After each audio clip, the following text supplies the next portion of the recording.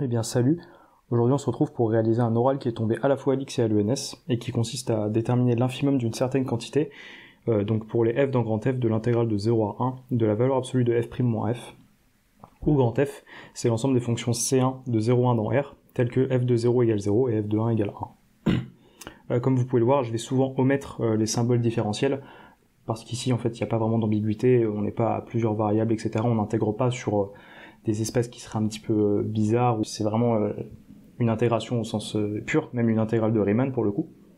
Donc je vais l'omettre pour que ce soit un peu plus clair et lisible. Cet exercice, il demande vraiment rien de sophistiqué, c'est-à-dire que il n'y a pas besoin de gros théorèmes, et il se fait assez facilement en fait.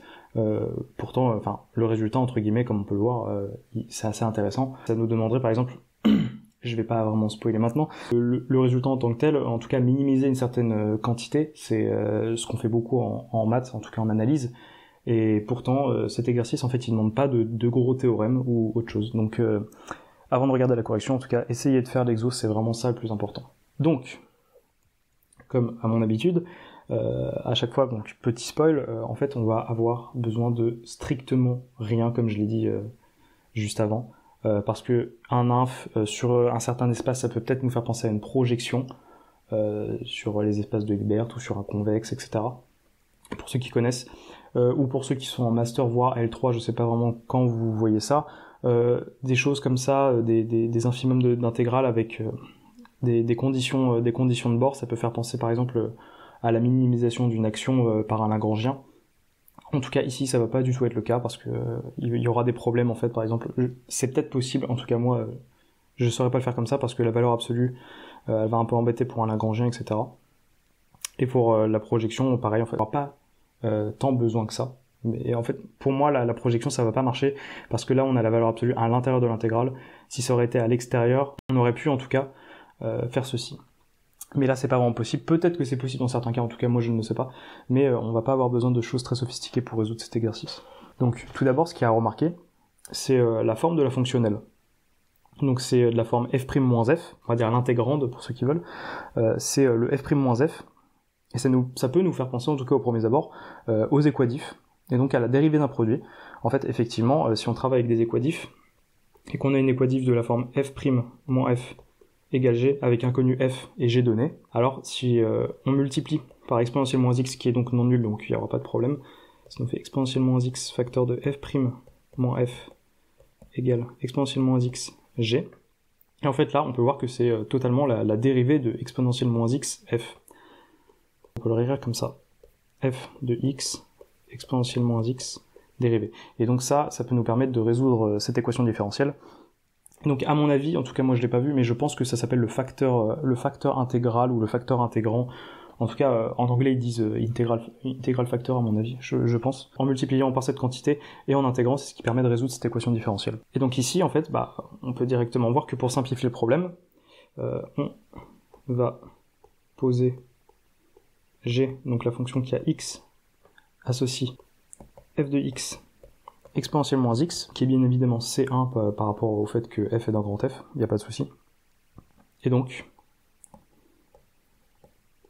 g' de x, qui est égal à exponentielle moins x, facteur de f' de x, moins f de x. Et donc ça peut nous permettre de réécrire notre quantité qui est dans l'infimum, donc f' de x, moins f de x, c'est précisément exponentielle de x fois g' de x. Maintenant ce qu'on va vouloir savoir, c'est quand f parcourt grand F, quel espace, en tout cas, de fonction parcourt G. En fait, quand f parcourt grand F, G parcourt, on va noter grand G, qui est donc l'ensemble, donc des G qui sont C1, pareil de 0 à 1 dans R, tels que G de 0 égale 0, et G de 1 égale 1 sur E. Donc ça, je vous laisse le vérifier par vous-même, c'est pas très compliqué. Et de plus, si on pose h égale g', alors h parcourt grand H, qui est l'ensemble donc des petits h qui sont C0 cette fois-ci de 0 à 1 dans R, tel que l'intégrale de 0 à 1 de h, et bien c'est 1 sur E. Pourquoi ça? En fait c'est assez facile de le voir parce que si on intègre donc g' entre 0 et 1, donc ça nous donne g de 1 moins g de 0. Et donc ça c'est égal à 1 sur e, donc d'où le fait que l'intégrale de h vaille 1 sur e.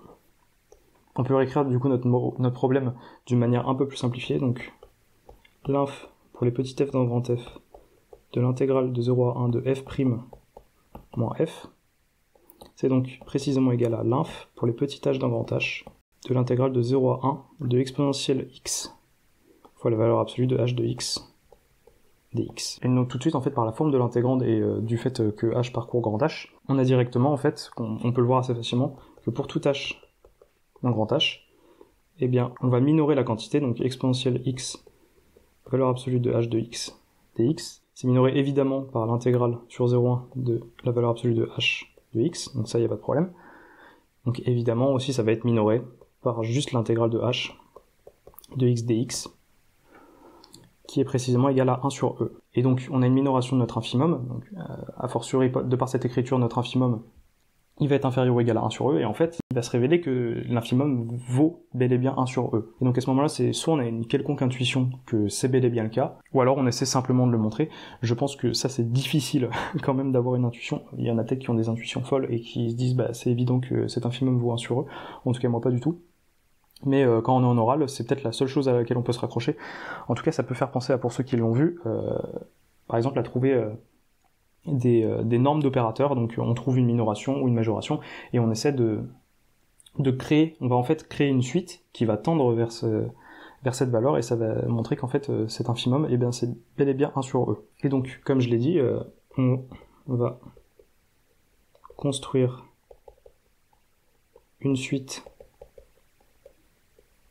Hn, donc qui appartiendra à grand H n, tel que donc l'intégrale de 0 à 1 de exponentielle x fois la valeur absolue de Hn de x dx, et bien ça tend vers 1 sur e quand n tend vers plus infini.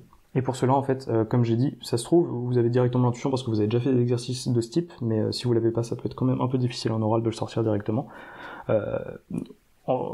Souvent, dans ce type de problème, on va vouloir créer une fonction qui est affine, car ici, h doit juste être continu sur 0,1 à valeur réelle, et son intégrale doit valoir 1 sur e, donc en fait, on va créer une fonction qui est affine, dont l'intégrale vaut 1 sur e, d'une certaine manière, pour que, du coup, cette quantité tende bien vers 1 sur e, et ça va vraiment pas être compliqué pour le coup. Si on considère Hn nul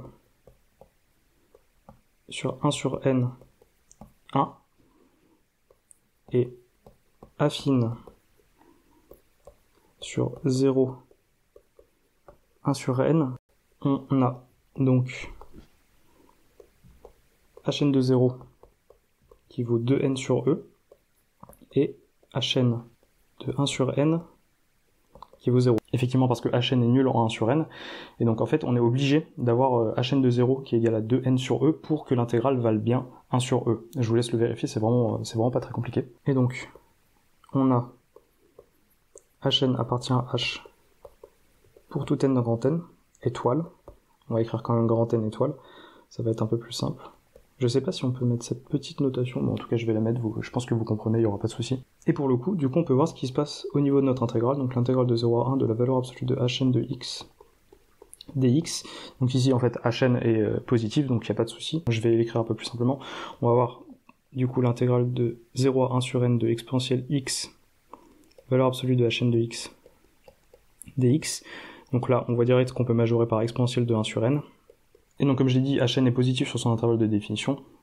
Donc en sortant l'exponentielle de 1 sur n, on aura juste l'intégrale de Hn sur 0,1, ou sur 0,1 sur n, c'est exactement pareil, qui vaut du coup 1 sur e.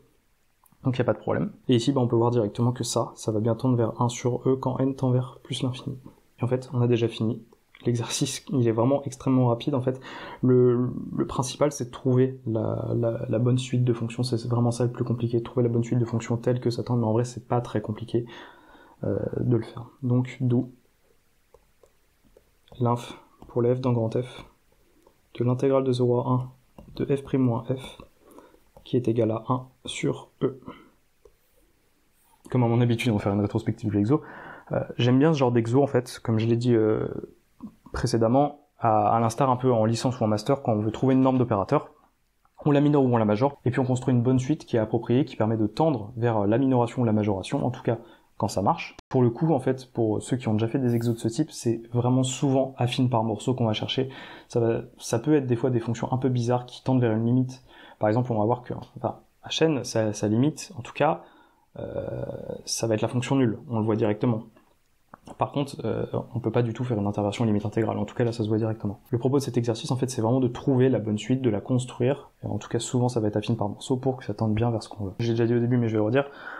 La tête de cette quantité, en fait, ça peut surtout nous faire penser au premier abord à un projeteur orthogonal. Mais la valeur absolue à l'intérieur de l'intégrande empêche cette méthode, en tout cas à mon avis. Pour ceux qui sont au-delà de la licence, ça peut faire penser à un Lagrangien qui permet d'appliquer les équations de Lagrange, mais pareil, la valeur absolue à l'intérieur de l'intégrande pose vraiment problème, en tout cas pour appliquer cette méthode. Et en tout cas, tout cela pour conclure que, en fait, quand on a des outils sophistiqués qui fonctionnent pas, en fait, il faut parfois savoir retourner aux sources et puis réfléchir au problème. En tout cas, là, directement, je pense que pour ceux qui ont vu Euler-Lagrange, c'est frappant de penser directement à Euler-Lagrange quand on a un infimum d'une certaine quantité avec ce genre d'espace où on a des conditions de bord. Directement, en tout cas, moi, ça me fait penser à ça. Bien à la projection orthogonale sur un certain espace convexe, ou un espace de Hilbert, pour ceux qui connaissent. En tout cas, j'espère que cet exercice vous aura plu. N'hésitez pas à mettre un j'aime et à partager autour de vous. Ça me fera extrêmement plaisir et je pense que ça en aidera sûrement plus d'un. Sur ce, moi, je vous dis à la prochaine dans une future vidéo. Salut.